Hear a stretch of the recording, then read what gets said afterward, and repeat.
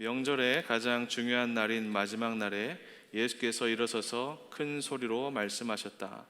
목마른 사람은 다 나에게로 와서 마셔라. 나를 믿는 사람은 성경이 말한 바와 같이 그 배에서 생수가 강물처럼 흘러나올 것이다. 이것은 예수를 믿은 사람이 받게 될 성령을 가리켜서 하신 말씀이다.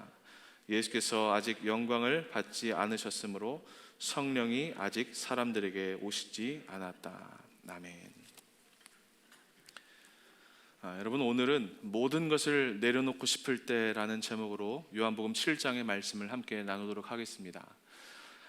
우리나라 최고의 지식인이자 시대의 지성이라고 불렸던 이어령 교수님이 얼마 전에 세상을 떠났습니다. 문학평론가로 언론인, 교수, 시인, 작가, 그리고 우리나라의 초대 문화부 장관을 지내면서 수많은 업적을 남겼던 이어령 교수님이 자신의 생애에 대해서, 자신의 인생에 대해서 스스로 평가하기를 이렇게 평가했다라고 해요. 나는 평생 우물을 파는 사람이었다. 평생을 지식인으로 살았는데 늘 알 수 없는 갈증이 마음속에 있었고 채워지지 않는 목마름이 날마다 끊이지 않고 있었다라고 고백했습니다. 이어령 교수님이 쓴 책에 이런 내용이 있더라고요. 명예를 얻기 위해서 막 글을 썼더니 명예가 생겼고, 돈을 벌려고 애를 쓰니까 돈이 생겼다. 놀랍죠, 그렇죠, 여러분? 명예를 얻고 싶어도 잘 얻어지지가 않는데 명예를 얻기 위해서 열심히 노력했더니 명예도 생기고, 돈을 벌고 싶어서 열심히 노력했더니 돈도 많이 벌었다는 거예요. 어떨 때는 병이 걸려서 병원에 다니니까 병이 또 나았대요. 그런데 어느 날 너무나 외로움이 찾아온다는 거예요. 그래서 혼자 극장에 가서 영화도 보고 본인이 좋아하는 글을 봐도 마음이 채워지지 않고 이 세상에는 나 혼자뿐이구나 라는 절대 고독이 느껴졌다라고 이야기합니다. 그러면서 이런 질문을 했대요. 이러한 영혼의 목마름을 도대체 어디로 가야 채울 수 있을까? 그 어떤 것도 자신의 목마름을 채울 수 없었다라는 것입니다. 그런데 어느 순간 그가 깨달았던 것이, 자신의 안에 있는 이 갈증과 목마름이 바로 진리에 대한 갈증, 하나님에 대한, 즉 창조주에 대한 목마름이었다는 걸 깨닫게 됩니다. 인생을 살아오면서 수많은 우물을 파면서 그렇게 고독한 영혼의 광야를 통과한 뒤에 비로소 이 이어령 교수님이 마르지 않는 샘물을 만났는데, 그것이 무엇이냐? 바로 하나님이었다라고 이야기했어요. 그렇게 진리의 하나님을 만나고 깨닫고 되니 비로소 그제서야 풀리지 않았던 이 영혼의 갈증이 해갈되기 시작했다라고 이야기합니다.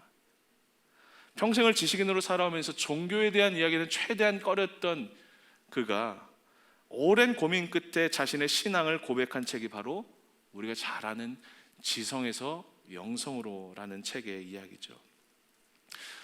사랑하는 청년들, 또 함께 예배하는 우리 모든 온라인 예배자들, 사람은 누구나 다 이런 평생의 목마름을 가지고 삽니다. 사랑에 대한 갈구도 있고요, 사람들로부터 인정받고 칭찬받고 명예를 얻기 바라는 마음도 있어요. 가까이서는 누군가의 아들, 딸로, 또 직장 동료로서, 아니면 사역의 어떤 현장에서 우리는 항상 인정받고 칭찬받기를 원하는 마음이 있어요. 하지만 여러분, 이것보다 더 깊은 목마름이 있는데, 그것이 무엇이냐 하면 바로 우리 영혼에 있는 목마름이다라는 거예요. 이 이어령 교수님처럼 사람이 아무리 많은 지식을 채우고 아무리 많은 지식을 가져도 채워지지 않는 것은, 도무지 그것이 해결되지 않는 것은 인간보다 더 뛰어난 하나님이 만드신 지식이라는 것이 있기 때문이고, 또 사람이 아무리 사랑을 하고 사랑을 받더라도 그 사랑의 허기가 결코 달래지지 않는 것은 사람의 사랑보다 하나님의 사랑이 있기 때문이다라는 겁니다. 어떠한 즐거움으로도 만족되지 않는 우리의 삶은 인간이 누릴 수 있는 기쁨보다 하나님이 주시는 기쁨이 우리 안에 있기 때문에 세상의 그 어떤 것들로 채워지지 않는 목마름, 이 영혼의 목마름, 인간은 영적인 목마름이, 우리 영혼의 목마름이 채워질 때 비로소 만족하게 되고 참으로 행복하게 되는 것입니다. 주변을 둘러보면, 특히 우리 청년들의 삶을 자세히 살펴보면 온통 이런 결핍의 문제, 목마름의 문제를 호소하는 청년들이 너무나 많이 있습니다. 아무리 채우려고 해도 채워지지 않는 그 삶을 반복하다가 무기력함을 느끼죠. 이 무기력함을 또 반복하다가 보면 인생이 공허해지죠. 도대체 내가 무엇을 하고 있는 건가라는 허탈감이 밀려오고 때로는 탈진하고 번아웃 된다라고도 이야기합니다. 오늘 설교의 제목처럼 모든 것을 그냥 포기하고 싶은 때, 내가 아무리 세상을 그럴듯하게 살려고 해도 도저히 그 답을 찾지 못해서 탈진하고 지치고 힘들어서 모든 것 포기하고 내려놓고 싶을 때, 그러다가 죄가 찾아오죠. 우리는 실패를 선택합니다. 때로는 사역을 하면서도, 봉사를 하면서도, 하나님 앞에 헌신을 하면서도 이러한 탈진이 반복되기도 합니다. 분명히 하나님을 위해서 기쁘게 한 일인데, 하나님을 기쁘시게 하려고 시작했던 일인데, 그럼에도 불구하고 때로는 사역에도 번아웃과 탈진이 오기도 하죠. 의미를 잃어버릴 때가 있어요. 요즘 청년들을 한마디로 요약하면 저는 결핍투성이다라고 이야기해보고 싶어요. 그래서 훌쩍 갑자기 어느 순간 모든 걸 다 두고 떠나가기도 하고 여행을 가기도 하고 갑자기 어떤 관계에 집착하는 모습들을 종종 발견하게 됩니다. 아마도 여러분들의 삶이 나 정말 어디론가 떠나고 싶다 그런 마음은 다들 한 번쯤은 가져봤을 거예요. 우리 청년들이 그렇죠. 그러나 여러분, 분명히 기억할 것이 있습니다. 설계 서두에도 말씀드린 것처럼 그 어떤 것도 우리의 이런 결핍을 세상의 것들로는 채울 수 없다는 거예요. 물론 잠시 잠깐의 여유와 잠시 잠깐의 행복은 있을지 모르지만 인생의 근본적인 이 영혼의 문제를 해결해 주지는 못한다는 겁니다. 혹시 지금 이 말씀을 듣는 여러분들 가운데, 여러분들 중에 이런 탈진과 허무함과 결핍의 문제, 도무지 인생의 의미를 찾지 못해서 내가 왜 사는 건가, 그냥 번아웃 돼버린 청년들이 있다면 오늘 말씀을 잘 들어보시길 바랍니다. 여러분, 오늘 우리가 읽은 요한복음 7장을 보면 이런 우리의 영적인 목마름을 해결해 주실 분은 오직 예수님이다라는 사실을 우리에게 증거하고 있습니다. 요한복음 7장 37절 한번 읽어볼게요. 자, 여러분 저 좀 도와주세요. 제가 목이 너무 아파서 여러분 7장 37절 한 번만 크게 한번 읽어봐 주시기를 부탁드립니다. 함께 읽습니다. 시작.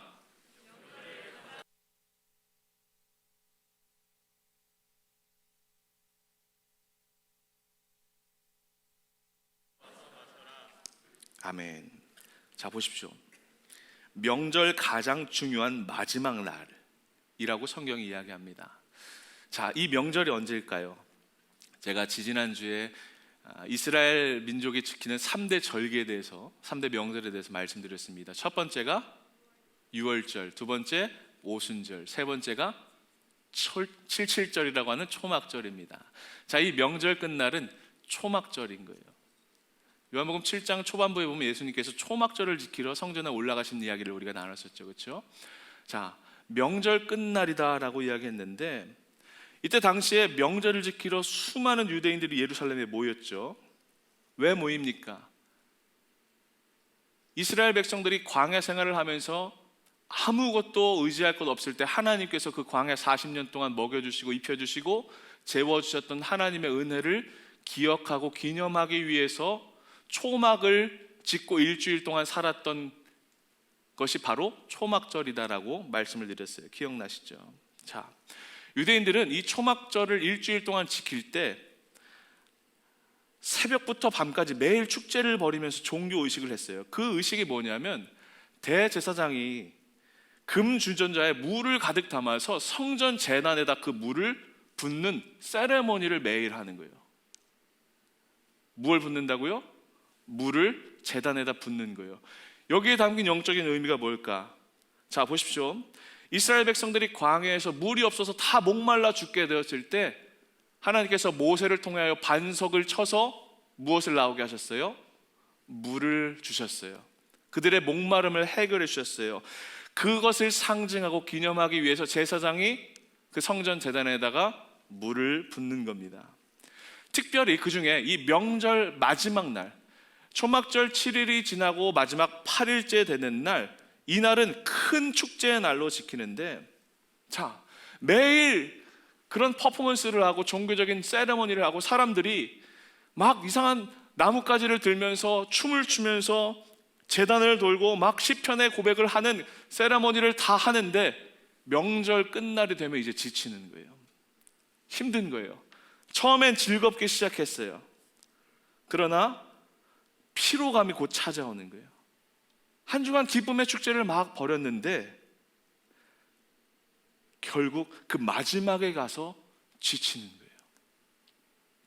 왜 그랬을까요? 그들 안에 아무리 그런 퍼포먼스와 세레머니와 종교적인 의식을 해도 영혼의 목마름이 해소되지 않았던 거예요. 그러니까 허탈해지고 곧 피곤함이 몰려온 거죠. 이 이스라엘 백성들이 지켰던 절기를 보면서 이런 생각을 해봤어요. 이것이 어쩌면 우리의 인생일지도 모르겠다. 여러분, 우리가 삶이라는 건 주어졌는데 매일매일 그 삶을 살아가다 보면 이게 내가 왜 사는 건지 삶의 의미를 잃어버리고 기쁨이 완전히 사라져버리는 경험들을 할 때가 있습니다. 예배도 신앙생활도 마찬가지일 수 있어요. 매일 예배를 드리는데 매일 기도하고 찬양하고 종교적인 의식은 있는데 행위는 있는데 어느 순간 내가 무엇을 하고 있는 걸까라는 허탈감과 이상한 공허함이 찾아올 때가 있다는 거예요.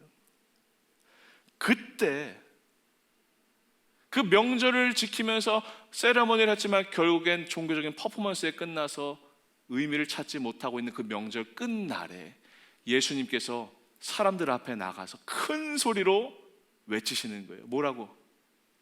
누구든지 목마르거든 다 내게로 와서 마셔라. 축제 최고의 하이라이트 순간에 이제 막바지에 사람들이 다 지쳐가는 이제 끝만 바라보고 있는 그 시점에 예수님이 사람들 앞에 서서 너희들 목마르거든 다 내게로 와서 마시라고 말씀하시는 거예요. 여기에 어떤 영적인 의미가 담긴 걸까요? 하나님께서 이스라엘에게 반석을 깨뜨려서 샘물을 주신 것은 단순히 그들의 육체적인 목마름만을 해결해 주시기 위한 것이 아니라 장차 예수님께서 우리 가운데 오셔서 우리의 인생에 영원히 목마르지 않는 이 성령이라는 생수를 주실 것을 상징적으로 보여준 사건이 바로 이 초막절과 이스라엘 40년의 삶이었다라는 거예요. 그래서 성경의 이 진리를 이렇게 이야기하고 있습니다. 고린도전서 10장 1절 그리고 4절이에요. 자, 1절 4절 한번 읽어봅시다. 시작.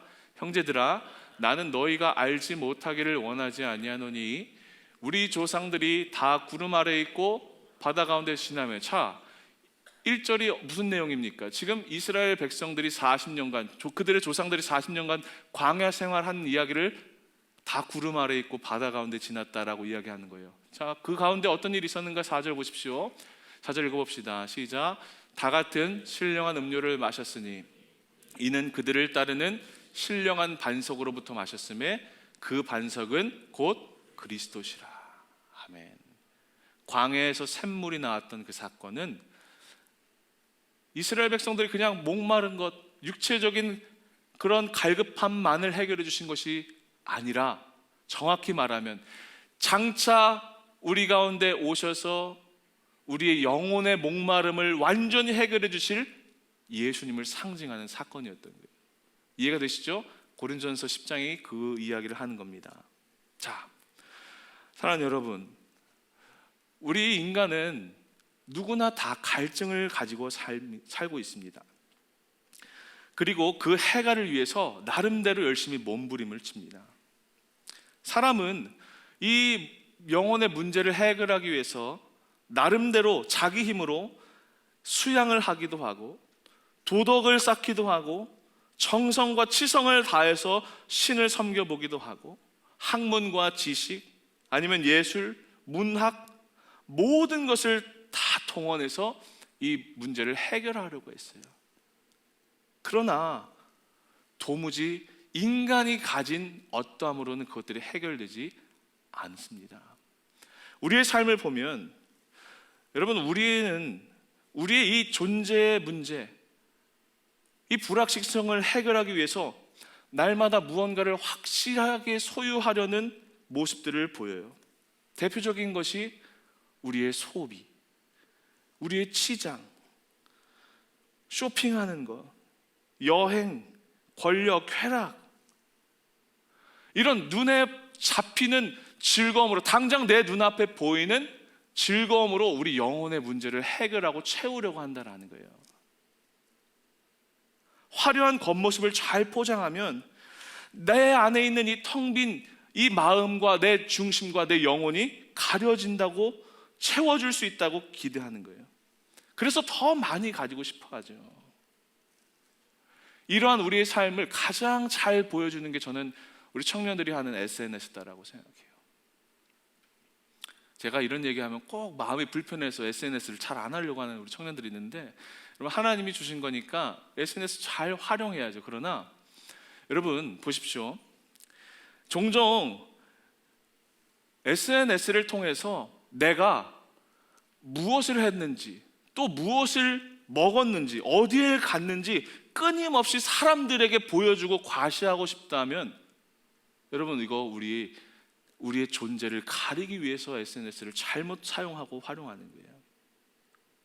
내 겉모습이 어떻게 보여질지 철저하게 기획하는 것이죠.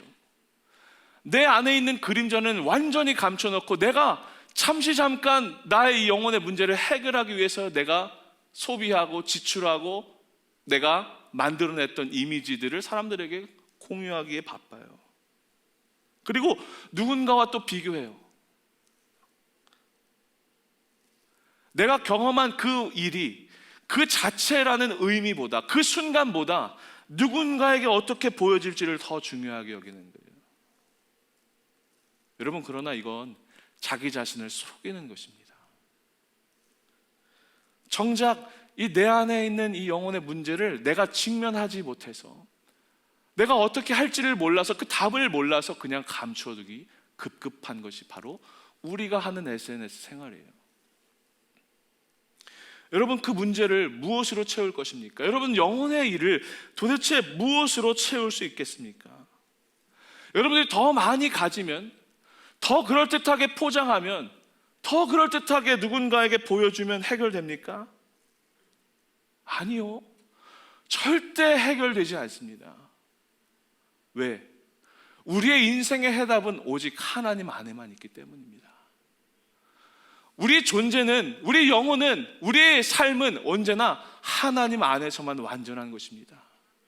사랑하는 여러분이 꼭 기억하면 좋을 진리가 무엇인가 하면, 예수님께서 오늘 말씀하시는 것처럼 여러분들의 인생의 목마름은 오직 예수님 안에서만 그 답이 있다라는 사실입니다. 예수를 채우는 것, 그 인생의 공허함과 그 결핍을 예수의 생명으로 채우는 것이 유일한 해답입니다. 그래서 이런 목마름이 있는 사람들, 영혼의 목마름을 갈구하는 그런 사람들을 향해서 예수님께서 뭐라고 말씀하세요? 누구든지 다 내게로 와서 마셔라. 누구든지 나오라고 주님은 우리를 초대하십니다. 예수님께로 나아갈 수 있는 어떠한 자격이 있는 것 아닙니다. 출신 성분이, 인생을 성공한 여부가, 신앙의 연륜, 신앙의 수준, 내가 맡고 있는 봉사, 크고 적음이 예수님께로 나아갈 수 있는 조건이 아니다라는 거예요. 그런 조건이 없습니다. 누구든지 그 목마름을 가지고 있는 자들은 예수님께 나아갈 수 있는 거예요. 그리고 신령한 반석 되신 예수님께서 우리에게, 우리가 영원히 목마르지 않는 영혼의 샘물을 내어주시는 것입니다. 사랑하는 여러분, 잘 보십시오. 기억하십시오. 이런 영혼의 목마름을 주님 앞에 가지고 나아가는 사람들, 누구든지 그 목마름을 예수님 앞에 가지고 나가면 그 갈급함을 해결받는다. 성경이 오늘 우리에게 증거하고 있는 진리입니다. 우리가 영혼의 목마름을 주님 앞에 가지고 나아가는 것이 성령의 생수를 얻는 유일한 조건입니다. 우리가 하나님의 은혜를 받는 조건은 딱 하나입니다. 갈망하고 주님 앞으로 나아가는 것이에요. 우리가 스스로 완전해지는 데 있는 것이 아닙니다. 예수님을 갈망하는 것이 은혜 받는 유일한 조건입니다. 그래서 예수님께서는 우리에게 은혜를 주시려고 할 때 우리 인생을 새롭게 하시고 우리 인생의 문제를 붙잡고 그것을 해결해 주시고자 할 때 우리의 삶에 있는 인생의 문제들을 가지고 우리를 목마르게 하세요. 결핍을 느끼게 하세요. 모든 것을 내려놓고 싶은 마음도, 때로는 포기하고 싶고 번아웃이 찾아오는 마음도 우리에게는 때론 주님이 허락하세요. 그걸 통해서 주님이 우리가 예수님께로 나아가기를 원하신다라는 거예요.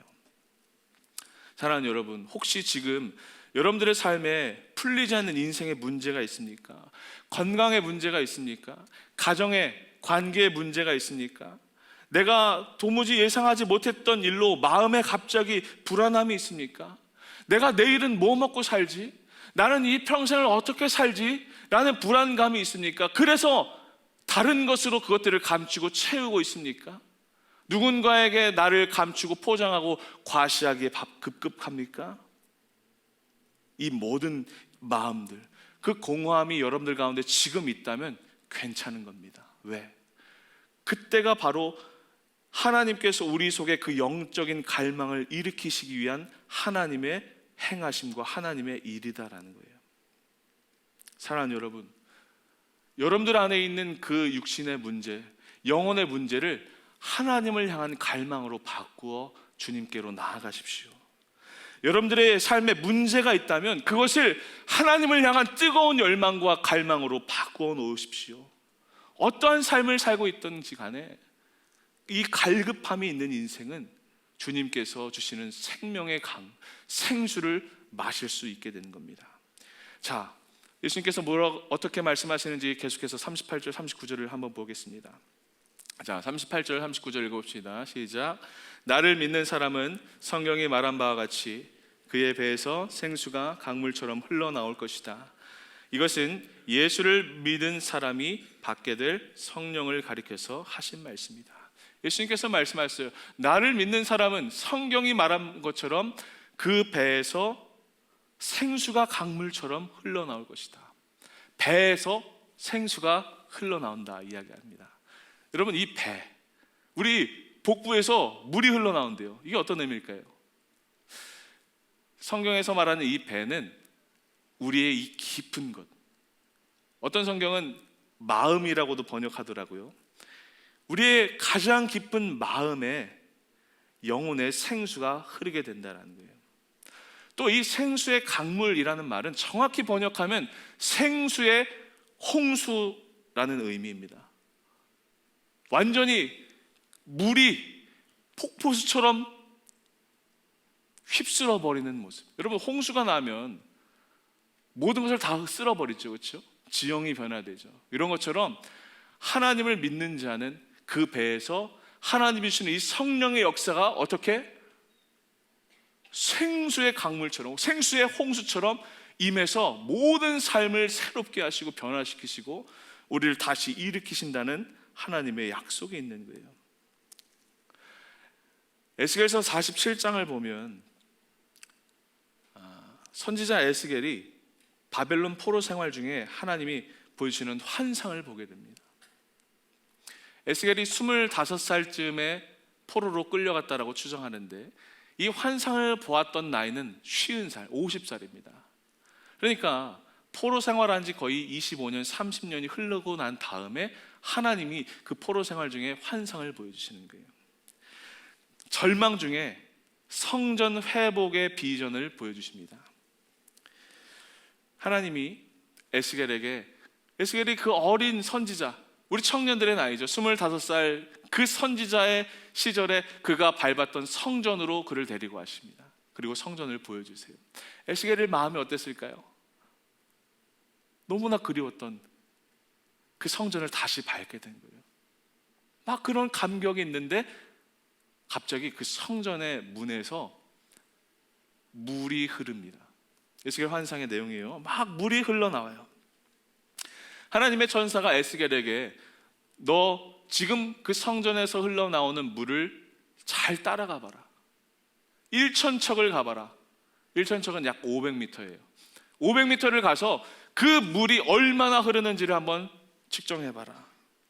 그래서 에스겔이 처음에 흐르는 그 강물을 따라갑니다. 처음에는 물이 발목까지만 차올랐어요. 500m를 가니까 그 다음 무릎, 또 500m를 가니까 허리에, 그 다음 500m를 가니까 이젠 그 강물이 도무지 그냥 걸어갈 수 없는 완전한 큰 강을 이루어서 헤엄쳐 건너갈 수밖에 없는 강을 이루는 환상을 봅니다. 그리고 이 성전에서 흘러나오는 물이 어디로 향하는가 하면, 이스라엘의 여러분 사해 아시죠? 사해가 왜 사해입니까? 모든 것이 다 죽어있는 바다이기 때문에 사해죠.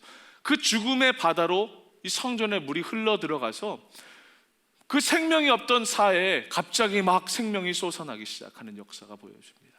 물고기가 막 살아나고요, 풀이 자라고 나무가 자라고 열매를 맺기 시작하는, 그래서 그것들을 통해서 치유가 일어나는, 다시 말해 생명이 소생하는 역사를 그 환상 중에 보게 되는 거예요. 강물이 흐르는 곳마다 모든 것이 살아나요. 이게 하나님이 에스겔에게 보여주신 성전에서 흐르는 물의 환상이었어요. 자, 에스겔이 그 포로 정착지에 가서 자기 고국을 향한 하나님의 환상과 비전을 보았어요. 포로 생활하는 그 25년 동안 마음의 근심과 걱정과 염려가 있었어요. 당장 내일의 문제가 너무나 그에게는 큰 문제로 다가왔어요. 내일 우리 조국이 어떻게 될까? 내일 나의 이 선지자의 사명은 어떻게 될까 하는 근심과 염려가 있었다는 거예요. 그래서 때로는 그 안에 포기하고 싶은 마음, 그냥 다 내려놓고 싶고 다 끝났다라고 선언해버리고 싶은 마음, 선지자의 그 번아웃과 선지자의 지침과 영적인 탈진, 채워지지 않는 갈급함이 그의 안에도 동일하게 있었다라는 거예요. 그런데 그런 에스겔에게 하나님께서 환상을 보여주세요. 성전에서 흘러나오는 물을 보여주세요. 그리고 이 물이 닿는 곳마다 모든 것이 다시 살아나는 역사를 보여주세요. 자, 보십시오 여러분. 생수의 강이 어디서부터 흘러나왔다고 말씀드렸죠? 성전에서부터 흘러나오는 거예요. 그러니까 에스겔이 보았던 환상의 메시지는 이거예요. 너무나 힘들고 어렵고 절망적인 그 시대 가운데, 어떠한 소망도 찾을 수 없는 그 세대 가운데, 그 상황 가운데 그 모든 것을 다시 일으킬 수 있는 힘이 어디서 나오는가? 성전, 곧 예배를 통해 주시는 하나님의 성령의 역사에다 있다라고 하나님이 에스겔에게 위로와 소망을 주시는 것입니다. 사랑하는 여러분, 성소에서 흐르는 물이 무엇이다라고요? 예배를 통해 주시는 하나님의 은혜였어요. 성령이 충만하게 흐르는 은혜의 강물이 곧 이 예배인 거예요. 여러분들, 지금 이 시간 이곳에서 드리고 있는 이 예배를 통해서 이 예배의 감격과 은혜로 하나님은 우리를 새롭게 하세요.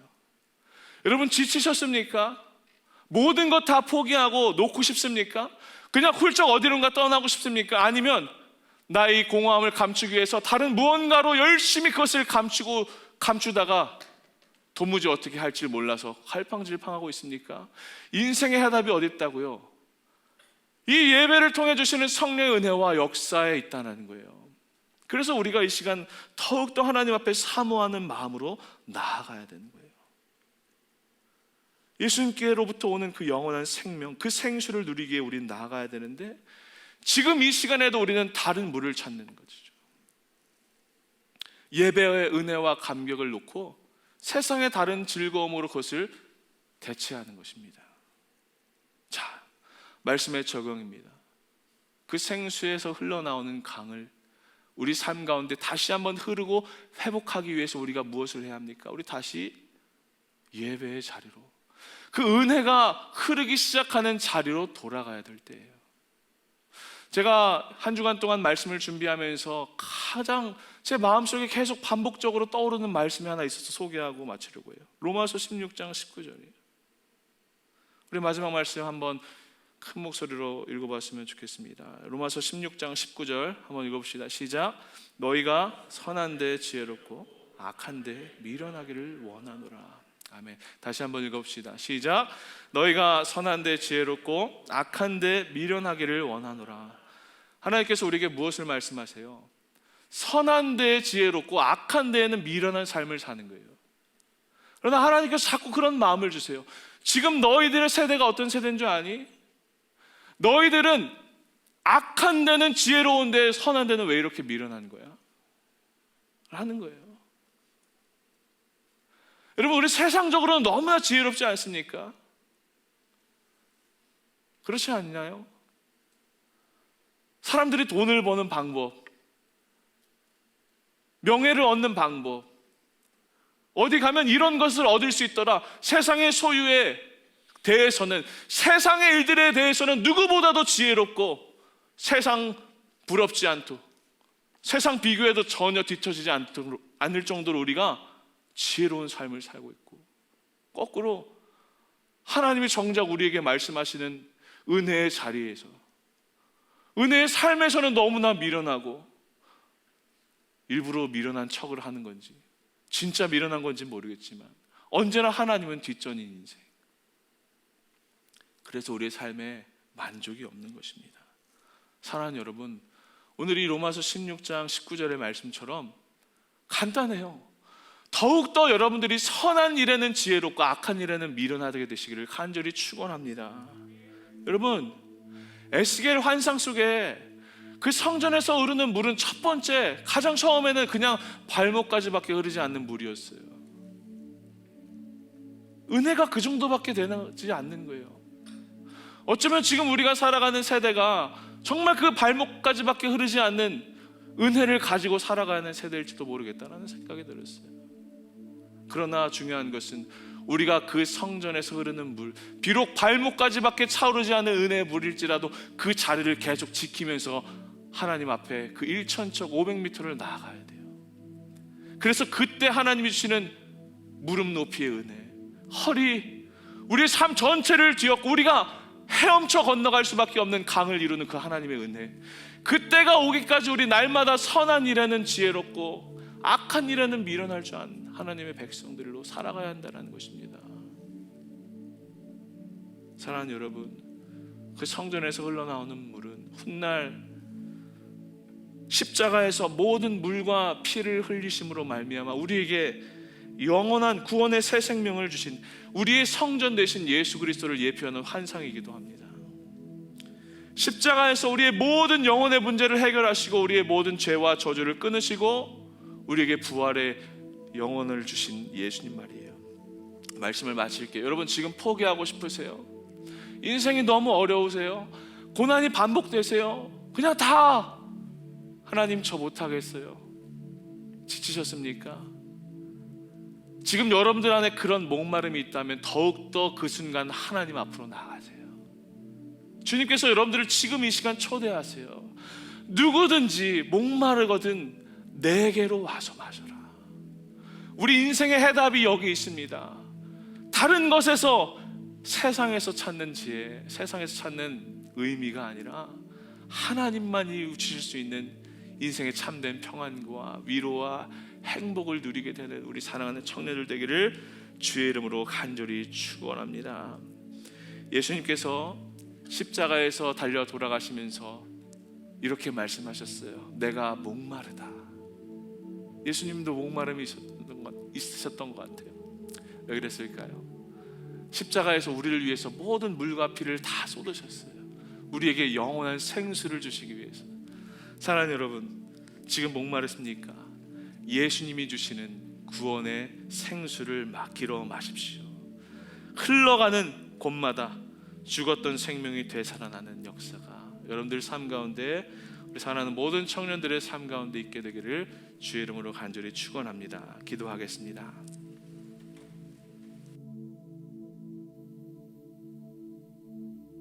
우리의 영원한 생명이 되시는 하나님, 이 시간 우리 사랑하는 청년들의 삶을 주님께서 기억하여 주시고, 또 특별히 인생에 해결되지 않는 그 목마름 때문에 아파하고 절망하고 탄식하고 울고 있는 우리 사랑하는 청년들 한 사람 한 사람, 주님 저들 마음 가운데 오늘 찾아가 주셔서 누구든지 목마르거든 내게로 와서 마시라 라고 말씀하시는 주님의 음성이 들리는 이 시간이 되게 하여 주시옵소서. 사랑하는 청년들, 우리가 마땅히 지혜로워야 할 일에 지혜롭게 하시고 미련해야 할 일에는 한없이 미련해지는 오직 예수로 사는 우리의 인생 되도록 주님 도와주옵소서. 감사드리며 예수님 이름으로 간절히 기도하옵나이다. 아멘. 오늘 주신 말씀 기억하며 함께 결단하며 찬양합시다. 여러분, 우리 모두 다 자리에서 일어나서 찬양하기를 원합니다.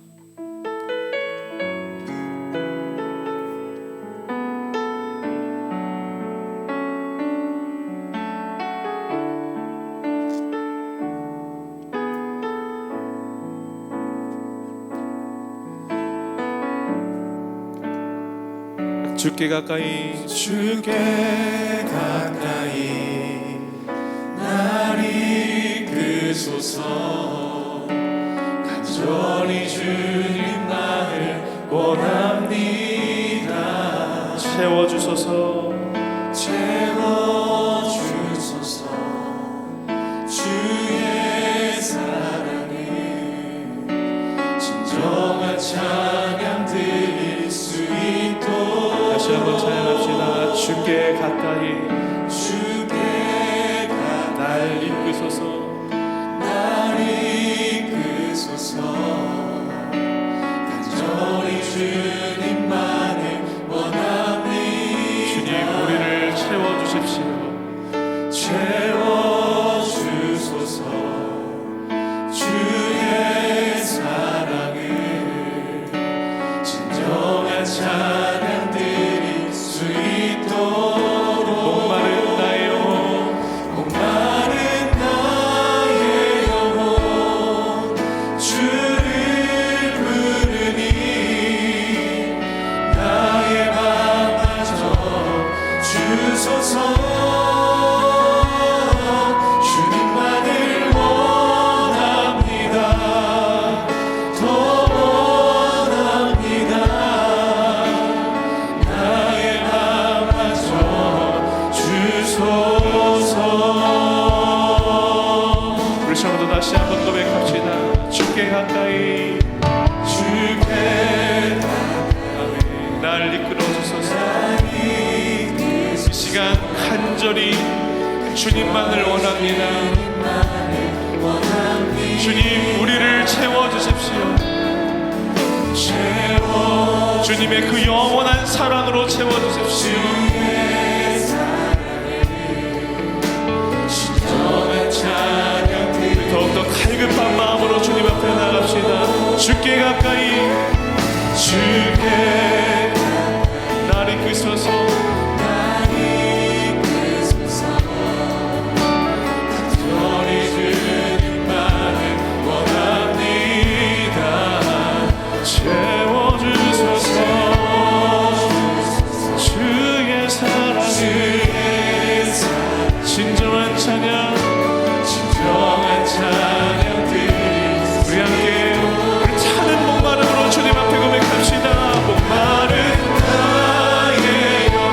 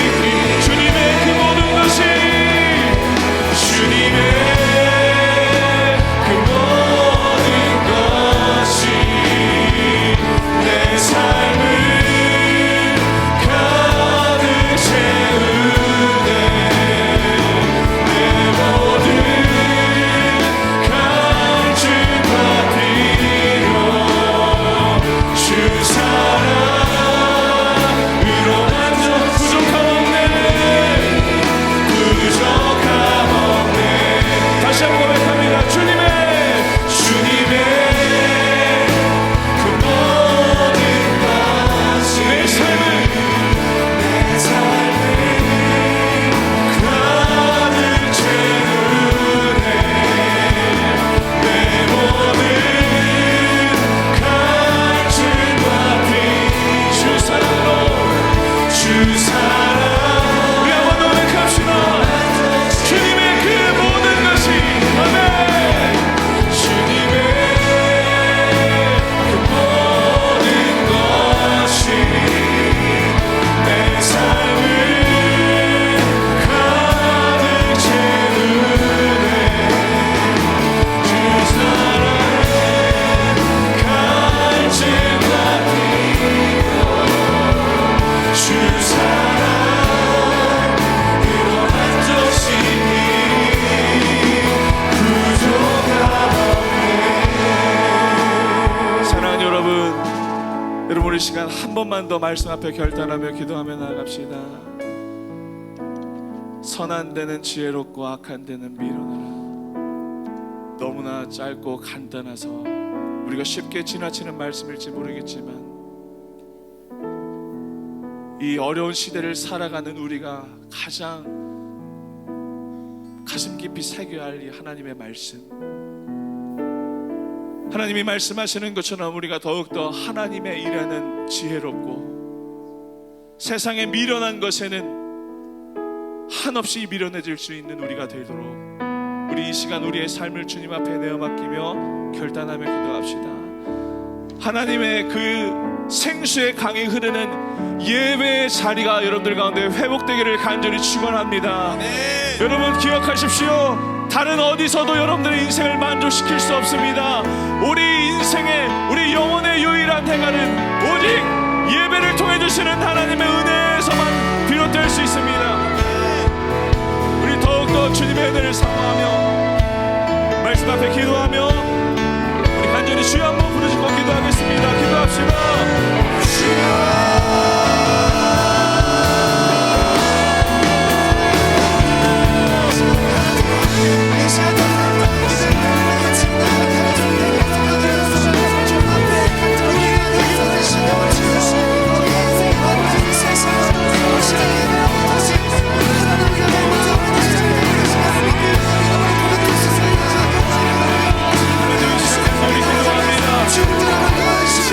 주님